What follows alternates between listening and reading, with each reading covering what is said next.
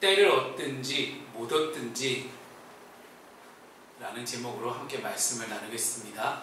그 뒤에 있는 말씀 여러분 잘 아실 거라 생각이 드는데, 아무리 잘 아시는 이 뒤의 문장이라 할지라도 여러분의 상황에 대입해서 오늘 그 때를 얻었든지 못 얻든지 그 뒷 상황을 그 미지수 X처럼 남겨놓고 여러분의 상황 가운데 무엇을 어떻게 전할 수 있을지 함께 고민할 수 있는 자리가 되었으면 좋겠습니다.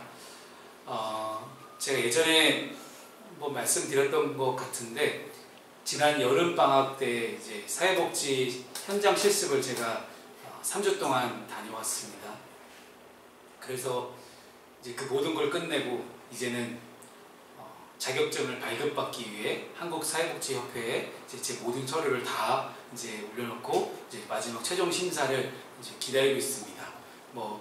별일 없으면 아마 이번 주 중에 아마 나오지 않을까 생각하는데, 그 사회복지 현장 실습을 할 때 있었던 하나의 에피소드가 있습니다. 저 말고도 대학생, 여학생 2명이 더 있었는데 총 3명이 그 같은 기관에서 실습을 진행했습니다. 근데 이제 실습을 하다가 실습생들이 그 장애인 이용자들을 대상으로 하나의 프로그램을 진행하는 게 있습니다. 근데 그 프로그램을 진행하는 그 과정들이 있는데, 각자 한 명씩 이렇게 3명이잖아요. 한 명이 어떠한 이제 프로그램을 진행할지 이제 계획서를 작성해서 저희 기관장님께 이제 제출하면 기관장님이 검토해 보시고 이런 프로그램 괜찮을 것 같다라고 하면 이제 그 재료를 다 사서 이제 장애인 이용인들을 대상으로 이제 프로그램을 진행하는 겁니다. 아마도 이정 집사님의 미래가 되실 것 같은데, 그때 이제 제가 했던 프로그램이 뭐였냐면 커피 프로그램이었어요. 왜냐면 저는 원래 커피를 할 생각이 없었는데 저희 그 기관에 이제 주임 선생님이라고 좀 오래되신 선생님 한 분이 계세요. 기관장님보다 조금 더 오래되신 분인데, 그 주임 선생님이 어머 선생님, 저희 장애인 이용자들도 커피 한번 해봤으면 좋겠어요 라고 얘기하시는 거예요. 오, 그렇습니까? 그러면 제가 이번 한번 커피 한번 해보겠습니다. 그래서 커피 프로그램을 가지고 이제 프로그램 계획서를 써서 제출했더니 기관장님이 너무 좋아하시는 거예요. 왜냐면 기관장님이 아침마다 모닝커피를 그렇게 즐겨 드시는 분이었기 때문에 제가 커피 프로그램을 한다고 하니까 너무 좋아하시는 거예요. 그래서 이제 저는 늘 커피 수업을 몇 년을 해왔기 때문에 제 자랑 한번 하겠습니다. 능수능란하게, 아무리 장애인 이용자들이 있지만 돌발 상황이 발생했지만 전혀 당황하지 않고 너무 아무렇지도 않게 잘한 거예요. 네, 제 자랑 한번 해봤습니다. 늘 하던 거니까 저는. 그런데 이제 저 옆에 있던 이제 다른 실습생 2명, 이제 어린 친구들이죠. 이제 20살 초반인 이 친구들이 그게 너무 신기해 보였던 거예요. 그래서 어떻게 그렇게 잘하시냐? 난 늘 맨날 하는 게 이거다. 그러니까 늘 하던 게 이건데 내가 잘하지 못하겠느냐 하는 그런 비슷한 대화를 하면서 이제 그 이틀 뒤에 그 친구들이 돌아가면서 이제 하나씩 프로그램을 진행하는 거예요. 그런데 참 많은 돌발 상황들이 발생하거든요. 근데 그 돌발 상황에 대처를 잘 못하면서 나중에 피드백을 할 때 보니까 뭐가 어렵고 막 이런 게 있는 거예요. 그러면서 저희 실습 슈퍼바이저랑 같이 함께 피드백을 하는 시간에 왜 자기들이 이런 게 어려웠을까 하는 그런 이야기가 나왔습니다. 결국은 경험의 문제거든요. 경험의 문제이고 많은 것들을 능숙하게 처리할 수 있는 어떤 전문성도 분명히 있습니다. 제가 이 이야기를 왜 하냐면, 사람마다 자신 있게 설명할 수 있는 주제와 분야가 있습니다. 그것이 내 직업과 관련된 걸 수도 있고요, 혹은 취미, 혹은 전공과 관련된 걸 수도 있어요. 제가 전혀 모르는 분야도 있거든요. 그 전혀 모르는 분야는 저도 엄청 헤맬 거예요. 근데 커피라는 것은 제가 거의 한 10년 가까이 제가 커피를 좋아해서 커피를 내려봤기 때문에 아마 제가 자신 있게 설명할 수 있지 않았을까 생각을 합니다. 누굴 만나는지 내 스스로가 자신 있게 꺼내놓을 수 있는 그런 이야기가 하나쯤 있지 않을까요? 우리 정영주 청년은 간호사의 직업을 갖고 있습니다. 근데 가끔 이제 우리 정영주 청년이 저희 교회에 와서 이제 레포트를 열심히 써요. 그래서 야, 아니 대학교 졸업해서 병원에 취직했는데 뭔 숙제를 또 하고 있어? 그랬더니 그러게요. 취직했는데도 거기서 술쌤이 뭐 숙제 내주면 또 그거 공부하고 있는 거예요. 근데 제가 한번 쓱 들여다봤더니 제가 아는 단어가 하나도 없는 거예요. 의학 용어니까, 병원에서만 쓰는 용어니까 제가 하나도 모르는 거예요. 아마도 그 분야에서만큼은 우리 정영주 청년이 우리 교인들 안에서는 제일 자신 있는 사람이 아닐까 생각합니다. 최근에 노벨 문학상을 받은 한강 작가가 있지요. 한강 작가의 글을 읽어봤더니 야, 뭔가 쉽게 쓴 것 같은데 뭔가 어려워요. 야, 그러면서도 그 한강 작가의 글을 읽다 보면 그런 느낌이 온 게 뭐냐면 어떤 느낌이냐면 시대를 꿰뚫고 통찰하는 그런 느낌이 있다는 생각이 들더라고요. 제가 감히 국어 선생님 앞에서 한번 문자 한번 써봤습니다. 그 분명한 거는요, 한강 작가가 시대를 바라보는 자기만의 독특한 관점과 눈이 있다는 것을 깨달았습니다. 그리고 그것을 노벨상 심사위원회에서 그것을 인정하지 않았을까 저는 하는 생각을 해봅니다. 오늘 사도행전의 마지막 부분입니다. 사도행전은 이제 28장으로 끝을 내게 되는데 제일 마지막 구절을 오늘 본문으로 제가 정해봤습니다. 이 사도행전 말씀을 가지고 저와 여러분도 하나님께 쓰임받는 사람, 즉 사도 바울처럼 자신있게 이 마지막에 내가 자신있게 꺼내놓을 수 있는 이야기가 무엇이 있을까? 사도행전의 마지막 부분을 장식하는 것은 사도 바울이 자신의 인생이 이제 얼마 남지 않았음을 깨닫고 자기가 죽을 날이 얼마 남지 않았음을 깨닫고 순교를 당했잖아요. 순교 당하기 전에 정말 내가 자신있게 할 수 있는 이야기가 뭐냐? 라고 했을 때 그 이야기를 꺼내놓는 장면이 오늘 본문의 내용이에요. 그래서 우리가 바울처럼 복음의 전달자, 내 직업을 가지고 복음을 전달할 수도 있고요. 우리 정영주 청년이 병원에서 자신이 갖고 있는 중요한 직업 혹은 내가 자신이 꺼낼 수 있는 이야기를 통해서도 복음을 전할 수도 있는 부분이거든요. 그 많은 상황과 환경들 속에서 내가 정말로 바울처럼 복음의 전달자가 되기 위해서 무엇을 자신있게 이야기를 꺼내놓을 수 있을지 나의 상황을, 여러분의 상황을 좀 들여다볼 수 있는 그런 오늘 본문의 내용이 될 수 있기를 소망합니다. 첫 번째는요, 하나님 나라와 예수님이에요. 바울은 자신의 인생에 있어서 가장 중요한 것 두 가지를 꼽으라면 하나님 나라와 예수님을 꼽았습니다. 오늘 본문의 23절 말씀을 함께 읽어보겠습니다. 자, 시작. 그들이 날짜를 정하고 그가 유삭하는 집에 많이 오니 바울이 아침부터 저녁까지 방문하여 하나님의 나라를 증언하고 모세의 율법과 선지자의 말을 가지고 예수님에 대하여 권하노라. 아멘. 오늘 본문의 내용은 아직 저희가 카카오톡 말씀 묵상으로 주만나 상으로 보면 아직 진도가 여기까지 안 나갔습니다. 이제 내일 27장 그리고 그 다음에 28장까지 쭉 이어지는데요. 바울이 로마에 도착한 다음에 하나의 집에 감금됩니다. 그러니까 감옥이라고 해서 우리처럼 따로 이제 어떤 수용소 시설이 있어서 거기에 이제 갇혔던 게 아니라 하나의 집에 그냥 감금되어 있는 거예요. 즉 내가 마음대로 돌아다니지 못하게 그렇게 한 2년 동안을 이제 갇혀 있었는데 그곳에 사람들도 자유롭게 출입을 할 수 있었습니다. 그래서 유대인 지도자들을 초청을 해요. 로마에 살고 있던 유대인 지도자를 초청해서 무슨 얘기를 하냐? 하나님의 나라를 증언하고 모세의 율법과 선지자의 말을 가지고 예수에 대해서 권했다라고 이야기를 해요. 바울은 자신의 마지막 인생을 그렇게 보냈다라는 거예요. 그 두 가지. 하나님 나라와 구약 성경이 예언했던 예수님입니다. 여러분, 복음의 궁극적인 목적은 뭘까요?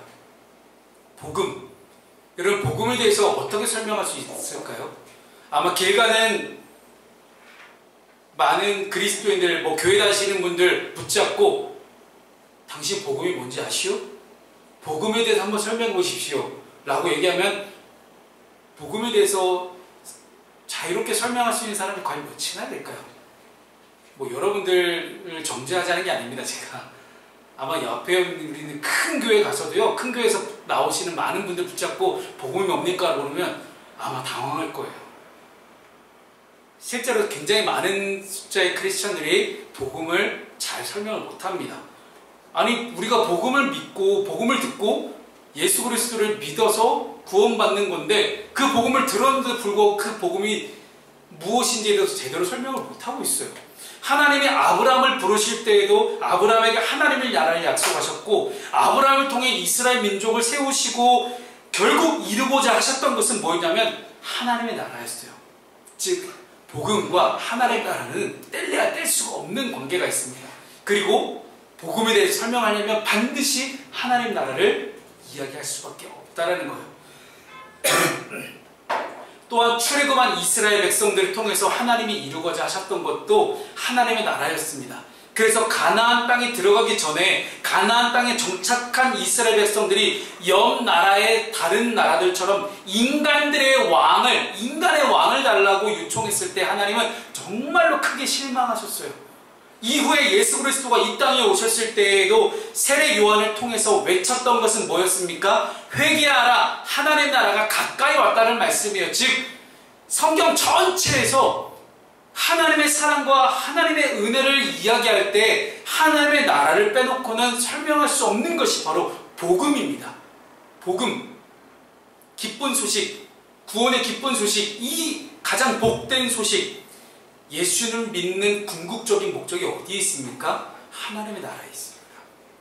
구원의 최종 목적도 내가 구원받아 지옥에 가냐 안 가냐 그게 문제가 아니고요. 하나님 나라에서 하나님 나라의 백성이 되는 것, 이것이 구원의 최종 목적이라는 거예요. 그렇다면 복음, 우리의 복된 소식이 뭐예요? 내 인생의 가장 복된 소식이 뭡니까?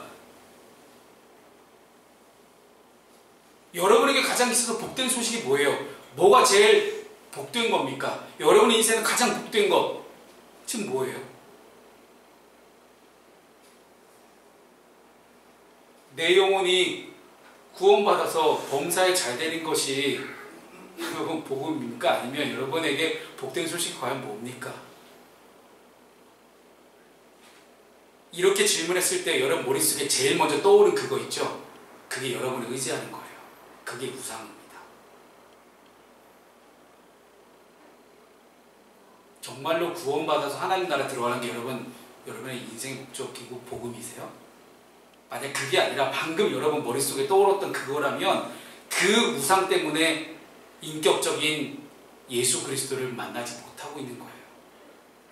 단순히 성령 충만의 놀라운 역사가 내 안에 일어나지 않았기 때문에 내가 예수 그리스도를 인격적으로 만나지 못한 게 아니라 지금 중간에 하나님을 만날 수 있는 그 중간 자리에 내가 정말로 구원받아 하나님 나라에 들어가는 것보다 더 중요한 내 인생의 진짜 복이라고 생각하는 또 다른 무언가가 있는 거예요. 그게 명예든지 물질이든지 돈이든지 출세든지 건강이든지 어떤 거든지 그 뭔가가 중간에 있기 때문에 우리는 하나님을 만나기가 너무 어려운 상황 가운데 처해 있습니다. 그래서 성경은 우리에게 그렇게 이야기합니다. 복음이란 하나님의 나라다. 나의 인생의 가장 복된 소식은 하나님의 나라라는 거예요. 하나님은 이스라엘 백성들을 통해 하나님이 다스리신다는 주권의식을 분명하게 하고자 하셨습니다. 제가 하나님 나라를 설명할 때 자주 쓰는 비유적 표현이 하나가 있습니다. 동서양을 막론하고 과거에 사람들이 살던 곳이 어디였냐면 모두 성이 있었어요. 성, 캐슬. 그리고 성은 성벽을 이렇게 쫙 둘러쳐져 있잖아요. 그 높은 성벽이 사람들의 주거지역을 다 삥 둘러서 에워싸고 그 성벽 안에 있는 사람들, 성 안에 살고 있는 사람들을 안전하게 지켜주고 있었던 겁니다. 외적이 쳐들어왔을 때 성벽 안에 있는 주민들은 안전하게 보호받을 수 있었지만 성벽 밖에 있다면 보호를 받을 수가 없습니다. 물론 성벽 안에 있을 때는 내가 성벽 안에 살겠다라고 이야기한다는 것은요, 성을 다스리는 성주든지 왕이든지 누군가의 통치를 받는다는 의미가 있고요, 그 성의 법을 따라야 합니다. 하지만 그 어느 곳보다 가장 안전한 곳이 그 성벽 안이었어요. 여러분, 하나님 나라가 그렇습니다. 우리는 하나님이 다스리시는 하나님의 나라에서 하나님의 백성으로 살아갈 때 세상이 줄 수 없는 온전한 정의로움과 평안과 기쁨이 넘치게 한다고 하나님이 약속하십니다. 그래서 로마서 14장 17절 그렇게 이야기하잖아요. 하나님의 나라는 먹는 것과 마시는 것이 아니요 오직 성령 안에 있는 의와 평강과 희락이라. 하나님의 나라, 즉 여러분이 예수 믿고 지금 이 자리 가운데 예배하며 앉아있는 까닭이 먹는 것과 마시는 것에 방점이 찍혀있다면 잘못 찍으신 거예요. 내가 예수 믿는다고 잘 되는 게 뭘까요? 진짜 예수 믿어 잘 되는 거. 하나님 나라 안에서 공의와 평안과 기쁨이 넘치는 것. 이것이 구원이라는 거예요. 이것이 하나님의 나라라는 거예요. 이 사실이 여러분에게 인정될 수 있기를 소망합니다. 그러나 우리는 우리 힘으로는 하나님께서 약속하신 이 하나님 나라를 누릴 수가 없어요. 이 땅은 여전히 공중권세자군 사단 마귀가 우리를 계속해서 유혹하고 있기 때문에 그 사단의 유혹 속에서 우리가 벗어날 수 있는 힘이 우리 자신에게는 없습니다. 그래서 하나님께서는요, 예수님을 통해서 그 일들을 이루어 가셨습니다. 내 힘으로는 도저히 내 노력으로는 이 하나님 나라의 공의와 평안과 기쁨을 얻을 수 없다는 것을 내가 깨닫고 내가 인정하고 오직 이 모든 것들은 예수 그리스도를 통해서만 얻을 수 있다는 것을 내가 비로소 믿는 것, 이게 바로 복음이에요. 예수님은 십자가에서 그 모든 것들을 단번에 이루셨습니다. 그래서 우리가 십자가 달리신 예수를 묵상해야 되는 겁니다. 이렇게 중요한 하나님 나라와 예수님에 대해서 바울은 자신의 인생의 마지막 시간을 들여서 강력하게 이야기하고 있습니다. 왜냐하면 바울의 인생에 있어서 이 두 가지가 가장 중요했기 때문이에요. 사랑하는 브론스교회 성도 여러분, 여러분에게도 이 하나님 나라와 예수 그리스도가 가장 중요한 두 가지가 될 수 있기를 소망합니다. 그렇다면 이 소중한 정말로 중요한 복음을 알았다면 우리는 어떻게 해야 될까요? 자, 이 복음에 대해서 내 마음의 문을 열 수 있어야 됩니다. 여러분의 몸은, 여러분의 육신은 이 자리 가운데 앉아있는데 아직도 여러분의 마음이 복음에 열리지 않은 것 같아요. 그래서 말씀드립니다. 바울은 유대 지도자들에게 예수 그리스도를 통해서 이루고자 하셨던 하나님의 나라에서 자세하게 아침부터 저녁까지 자세하게 설명합니다. 그래도 로마의 유대 지도자들은 좀 괜찮은 사람들인 것 같아요. 왜냐하면 예루살렘의 유대 지도자들은 어떻게 했어요? 당장 바울을 죽이려고 했잖아요. 일단 듣지도 않고 무조건 비판하고 죽이려고 했지만 이 사람들은 그래도 믿던지 안 믿던지 일단 들어보려고 한 것 같아요. 그래서 아침부터 저녁까지 일단 들어는 주잖아요. 하지만 어쨌든 그들의 반응은 별로 나뉩니다. 그리고 덜어는 믿었고 덜어는 믿지 않았다라고 오늘 성경은 기록하는데, 바울은 믿는 자들로 하여금 기뻐하였겠지만 믿지 않는 사람들 때문에 여전히 안타까워했습니다. 그러면서 26절과 27절 말씀에 이사야 말씀을 인용해서 이렇게 이야기하죠. 너희가 듣기는 들어도 깨닫지 못하고 보기는 보아도 알지 못한다. 이 백성의 마음이 무뎌지고 있고 지금 귀가 먹고 눈이 감겨 있다라고 바울은 이사야 말씀을 인용해서 이야기합니다. 여러분, 들어도 깨닫지 못하는 이들, 증거를 보여줘도 깨닫지 못하는 사람들, 이 사람들의 문제는 뭡니까? 다 마음이 닫혀 있다는 거예요. 마음의 문이 활짝 열려 있어야 되는데 지금 굳게 닫혀 있는 거예요. 마음이 닫혀 있으니 들려줘도 듣지 못하고 보여줘도 보지 못하는 거예요. 그래서 중요한 것이 마음이 복음 앞에, 마음이 하나님 앞에 열려 있어야 된다는 거예요. 지금이야 이렇지만 이 유대인들의 이전은 어떻겠습니까? 여러분, 느헤미야 7장 말씀을 보면 어떻게 표현되어 있어요?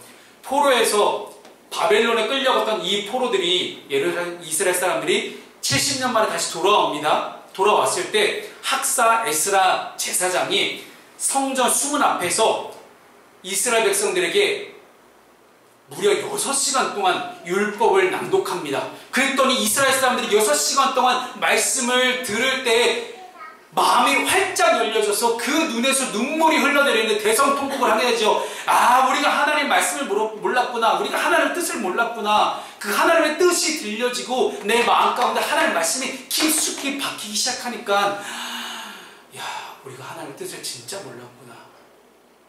그리고 통회하고 자복하며 그때에서야 회개하며 눈물을 흘리며 그 말씀을 6시간 동안 들었던 거 아니겠습니까? 그랬던 유대인들입니다. 그랬던 그 에스라의 후손들이 지금 제사장과 서기관과 레위인들이에요. 그렇게 눈물을 흘렸던 사람들이 지금은 아무리 말씀을 이야기해도 듣지 못합니다. 하나님께 마음이 열려있지 않기 때문이죠. 우리 마음은 지금 하나님께 열려있습니까? 여러분 지금 말씀의 홍수시대를 살아갑니다. 유튜브 조금만 검색해 보십시오. 얼마나 말씀이 많이 터져나옵니까? 기독교 텔레비전도 정말 많죠. 말씀이 없어서 듣지 못하는 시대가 아니에요. 우리나라 사람 가운데 예수 모르는 사람이 있을까요? 없어요. 예수라는 단어를 모르는 사람이 아마 없지 않을까 싶어요. 복음의 증거가 없어서 믿지 못하는 시대가 아닙니다. 복음의 증거는 차고 넘치고 있습니다. 안 믿겠다고 작정하는 마음이 문제예요. 하나님께 복음 앞에 내 스스로 마음의 문을 닫아버리니 어떤 말씀에도 반응하지 않고 어떤 복음도 받아들이지 않는 그 시대를 우리는 살아가고 있습니다. 그래서 바울은 하나님께서 복음을 이방인들에게 옮기시겠다라고 이야기합니다. 그랬더니 이 유대인 지도자들이 난리가 난 거예요. 아니 유대인들 머릿속에 뭐가 있어요? 아브라함의 자손이다 우리가. 나만 구원받을 수 있어. 이게 선민사상입니다. 아브라함의 자손이 우리만 구원받을 수 있는데 어찌 감히 바울 닉다이가 감히 이방인들도 구원받을 수 있다고 얘기하느냐. 그런 일이 일어날 수 없다라고 서로 난리가 난 겁니다. 그래서 여러분 29절 말씀을 보면 없음이라고 적혀 있잖아요. 진짜 말씀이 없다라는 건 아니고요. 사본의 차이예요. 즉 번역본의 차이거든요. 성경이 번역되는 과정 속에서 29절이 적혀있는 사본이 있고요. 29절이 없는 사본이 있습니다. 그래서 다른 사본, 즉 킹 제임스 버전이라고 있습니다. 영국 왕이었던 제임스 왕이 번역했던 그 킹 제임스 버전, KJV라고 보통 표현하죠. KJV 버전 영어 성경에 보면요 이렇게 써 있어요. 어떤 사본에는 그가 이 말을 마칠 때 유대인들이 큰 쟁론을 하며 가더라 라고 적혀 있어요. 즉 유대인들은 이방인들이 구원을 받게 되었다는 말에 반감을 드러냅니다. 어떻게 이럴 수 있느냐. 아무리 우리가 잘못했어도 우리가 회개하고 돌아오면 우리가 구원받는 거지 어떻게 이방인들이 구원받을 수 있습니까? 라고 이야기하는 거예요. 자기들이 믿지 않지만 이방인들이 믿고 구원받는 것에 대해서 기분 나쁘다라고 여기는 거예요. 어쨌든 유대인들과 달리 지금 우리에게 말씀이 전해질 때 하나님께 마음의 문을 열고 그 말씀을 받아들이고 순종하는 그리스도로 살아가야 될 책임이 지금 우리에게 주어져 있습니다. 교회 밖의 이방인들에게 복음을 듣고 이방인들에게 복음을 전해야 될 사명이 지금 우리에게 있습니다. 복음을 듣든지 안 듣든지 물론 그들의 책임입니다. 그러나 우리가 해야 될 것은 무엇이겠습니까? 그 마지막 질문에 대한 이 답을 오늘 저는 세 번째로 함께 나누고 싶습니다. 우리는 씨를 뿌리지만 거두시는 분은 주님이십니다. 오늘 본문의 30절과 31절 말씀을 함께 읽어보겠습니다. 자, 시작. 바울이 온 이태를 자기 셋집에 머물면서 자기에게 오는 사람을 다 영접하고 하나님의 나라를 전파하며 주 예수 그리스도에 관한 모든 것을 담대하게 거침없이 가르치더라. 아멘. 여러분 이 사실을 알고 있는 우리가 그리스도인으로서 이제 무엇을 해야 되고 무엇을 하지 말아야 될까요? 해야 될 것은 너무나 분명합니다. 내가 해야 될 것은 뭐죠? 사람들의 반응을 떠나 때를 얻든지 못 얻든지 고지고대로 복음을 전하는 겁니다. 이것을 오늘 본문의 첫 구절과 마지막 구절이 동시에 증언하고 있습니다. 바울은 복음을 받아들이지 않는 이 유대인들을 향해 경고의 메시지도 서슴없이 던지고 있지만 그럼에도 불구하고 복음 전하는 것을 멈추지 않습니다. 내가 복음을 전했다고 해서 그 사람이 안 들어요. 우리 조한상 형제가 맨날 그런 얘기 하잖아요. 아 목사님 전도하기 겁나 힘들어요. 안 들어요. 사람들이 왜 이렇게 힘들어요. 내가 이렇게 돈 많이 썼는데 나 먹을 것도 사주고 내가 다 했는데 커피도 사주고 내가 다 했는데 왜 이렇게 힘들어요. 그쵸? 힘든 게 맞아요. 그들의 마음의 문이 닫혀있기 때문에 힘든 게 맞아요. 근데 그래도 어떻게 해야 돼요? 때를 얻든지 못 얻든지 그들이 듣든지 안 듣든지 전하는 거예요.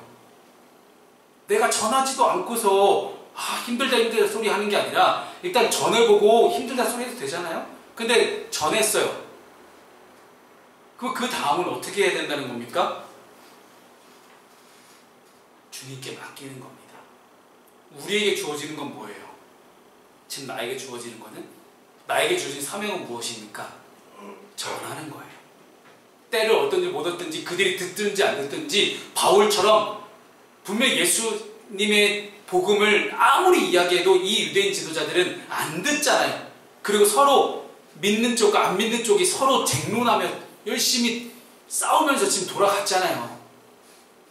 믿거나 안 믿거나 우리가 해야 될 건 뭡니까? 바울처럼 그냥 꾸준히 쉬지 않고 복음을 전하는 겁니다. 고린도전서 3장 6절이 그렇게 이야기합니다. 나는 심었고 아볼로는 물을 주었을 때 뭐라고요? 오직 하나님께서 자라나게 하신다. 하나님께서 자라나게 하신다. 아볼로라는 사람도 고린도 교회의 대단한 영적 지도자였어요. 대단한 사람입니다. 고린도 교회를 정말 훌륭하게 성장시켰던 그런 영적 지도자였지만 결국 교회를 세우시고 교회를 자라나게 하신 분은 하나님이십니다. 우리가 복음을 전합니다. 듣든지 안 듣든지 일단 전합니다. 그 사람의 마음을 열게 하시고 그 사람의 마음을 움직이시고 그 사람을 우리 교회로 인도하시고 그 사람이 계속해서 열매 맺는 그리스도인으로 자라가게 하시는 분 누구십니까? 하나님밖에 없습니다. 그래서 그것까지 우리가 역할을 할 필요가 없다라는 거예요. 그거에 대해서 왜 안 듣느냐, 왜 못 믿느냐라고 그렇게 따질 것이 없이 그냥 우리는 뭐 하면 됩니까? 바울처럼 전하기만 하면 되는 겁니다. 바라기는 이 시대에 살아가는 우리에게도 이런 마음가짐이 필요합니다. 기독교에 대한 인식이 바닥을 찍고 있어요. 바닥이 아닌 것 같아요. 이제는 땅을 파고 들어가는 것 같습니다. 아주 난리예요. 그렇게 불신이 가득한 이 세상 속에서 그리스도인으로 살아내는 것이 얼마나 힘듭니까? 여러분, 제가 청소년 사역자잖아요. 청소년을 만나면 어떤 일인지 아세요? 여름 겨울마다 그래도 아직까지는 청소년 캠프가 많이 일어나고 있습니다. 옛날보다 숫자가 많이 줄어들긴 했지만 많은 청소년 캠프들이 있는데 그 청소년 캠프에 온 청소년들이 저 같은 목사들 아니면 전도사님들 사역자들에게 공통적으로 하는 얘기가 있어요. 목사님, 저 사진 찍는 건 좋은데 저 태그하지 말아주세요. 김수현이 이해할 거예요. 제가 뭔가를 교회에서 올리는데 김수현을 태그했어요. 그러면 어떤 일이 일어나냐면 학교에서 내가 교회 다니는 걸 친구들이 알게 된다는 거예요. 그게 쪽팔려서 안 된다는 거예요. 목사님, 저 교회는 오는 건데요. 교회 오긴 할게요. 근데 저 태그하지 말아주세요. 이게 요즘 청소년들이 너무 웃기지 않아요? 그만큼 교회 다니는 게 부끄러운 시대가 점점 되고 있고요. 예전에 교회를 다니는 게 부끄러웠던 그 어떤 정도와 수준을 넘어서는 엄청난 놀라운 게 20대들 사이에 벌어지고 있어요.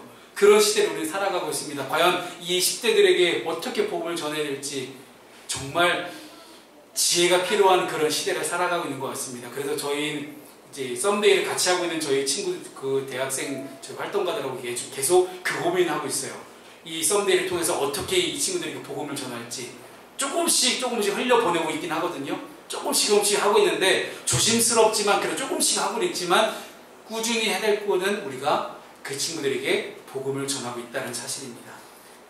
복음을 전해도 사람들은 반응하지 않습니다. 내가 복음을 전했을 때 저 사람이 어떤 반응을 보일지 두렵기도 해요. 그게 맞아요. 그런데 안간힘을 다해 복음대로 살아가도 세상에는 별반 영향을 끼치지 않는 게 지금 이 시대 같기도 합니다. 그러나 오늘 본문을 보게 되면 이 세상의 반응은 여전히 냉담해요. 그게 사단이 계속해서 이 세상 가운데 영향을 미치고 있기 때문입니다. 본문도 바울의 처음과 끝을 이렇게 이야기하잖아요. 계속해서 말씀을 전하지만 반응이 없는 시대를 이야기합니다. 사실 이런 반응은 지금 바울 사도뿐만 아니라 지금도 그렇고요. 구약 시대에도 여전히 똑같았습니다. 그러나 실망하지 않고 우리의 길을 걸어나갈 수 있기를 소망합니다. 이 당시 바울과 함께 하신 성령님께서 저 여러분과도 함께 하셔서 우리가 그 사람의 반응을 신경 쓰지 않고 계속해서 복음을 전할 수 있게 하실 것입니다. 그런데 우리가 절대 하지 말아야 될 것이 있죠. 우리가 계속해서 해야 될 것은 복음을 전하는 거지만 하지 말아야 될 건 뭘까요? 많은 그리스도인들이 자기도 모르게 이 부분에 있어서 연약함을 드러내고 있다고 저는 생각을 하는데요. 당시 유대인들은 너무나 성경을 잘 알았어요. 바울도 바리새인이었잖아요. 지금 바리새인들 초청해서 열심히 복음을 전하고 있어요. 구약 성경이 예언하고 증언했던 예수님에 대해서 이야기를 하고 있는 거거든요. 그 구약 성경 내용을 모르는 유대인들이 있을까요? 다 알고 있습니다. 그러나 그들이 읽고 있는 구약 성경의 내용을 그들은 너무나 잘 알고 있다고 생각했지만 그 속에서 예수 그리스도를 그들은 발견하지 못하고 있습니다. 지금 바울은 진정 복음을 깨닫지 못하고 있으면서도 다 알고 있다고 의시되고 있는 그 유대인들 향해서 꾸짖고 있는 거예요. 너희들이 정말 구약성경 알고 있는 게 맞냐? 구약성경 다 알고 있다고 달달달 다 외우고 있다고 율법을 다 외우고 있다고 이야기를 하지만 니네 진짜 알고 있는 거 맞냐라는 거예요. 사실 이러한 모습이 지금 우리 가운데 있지 않습니까? 특히 예배를 통해서 선포되는 말씀이 가끔 그럴 때 있지 않습니까? 이 주일 예배 가운데 선포되는 말씀이 내가 너무 잘 알고 있는 말씀이에요. 그럼 마치 다 알고 있다는 듯이 귀를 기울이지 않고 말씀 앞에 게으른 모습이 혹시 우리 가운데 있지 않습니까? 하나님 앞에서 마치 내가 다 알고 있다는 그 교만이 혹시 우리 가운데 있지 않습니까? 그렇다면 그렇게 우리 스스로에게 질문해 봅시다. 내가 그렇게 잘 알고 있는 그 말씀대로 살고 있습니까?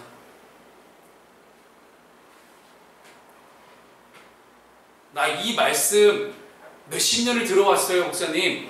그렇게 이야기하시는 분들이 있어요. 근데 내가 다 아는 그 말씀, 정말 그 말씀대로 내가 살고 있냐라는 거예요. 중요한 것은 내가 말씀 얼마나 들었냐가 중요하지 않습니다. 주의 말씀은 늘 영원하기 때문에 내 인생 가운데 계속해서 들려지겠죠. 근데 과연 그 말씀대로 내가 살고 있느냐라는 분명한 판단과 기준이 우리 모두에게 있어야 될 줄 믿습니다. 말씀을 정리합니다. 오늘로서 이제 우리는 사도행전 말씀을 마무리합니다. 그리고 다음 주에 히브리서 말씀을 가지고 함께 제가 설교를 하게 될 텐데요. 사도행전 말씀은 성령 행전이라고 불릴 정도로 성령님께서 인도하시는 그 과정을 기록하고 있습니다. 그리고 그 중심에는 사도 바울이 있었습니다. 물론 사도 바울이 회심하기 전에 베드로도 있었고 뭐 많은 사도들이 있었지만 사도 바울은 성령님의 인도하심을 따라 복음을 전했고 복음이 전파되는 그 자리마다 다 주님의 몸된 교회가 든든히 세워져 갔습니다. 지금 보여드리는 사진은 사도 바울의 전도 여행을 정말 빼곡하고 자세하게 다 기록해 놓은 그런 그림 파일이에요. 제가 이 그림 파일 오늘 저희 교인들 톡방에 올려드리도록 하겠습니다. 한 번쯤 이제 저장해 놓으시고 한 번쯤 보시면 사도행전 말씀을 여러분 읽으실 때 정말 도움이 될 거라 생각합니다. 성령님은 지금도 우리와 함께 하셔서 우리를 통해 교회를 세워가기를 원하십니다. 그러기 위해서는 반드시 뭐가 필요합니까? 사도행전적인 교회는 복음을 전하는 한 사람 그 한 사람을 다 교회라고 말씀하십니다. 건물이 교회가 아니라 복음을 전하는 그 한 사람을 다 교회라고 하십니다. 사도행전 말씀을 끝내면 이제 여러분의 차례입니다. 바울이 했던 그 놀라운 복음 전도의 사역, 교회를 세워가는 사역이 이제 누굴 통해 이루어집니까? 저와 여러분을 통해서 이루어질 수 있기를 주님의 이름으로 축복합니다.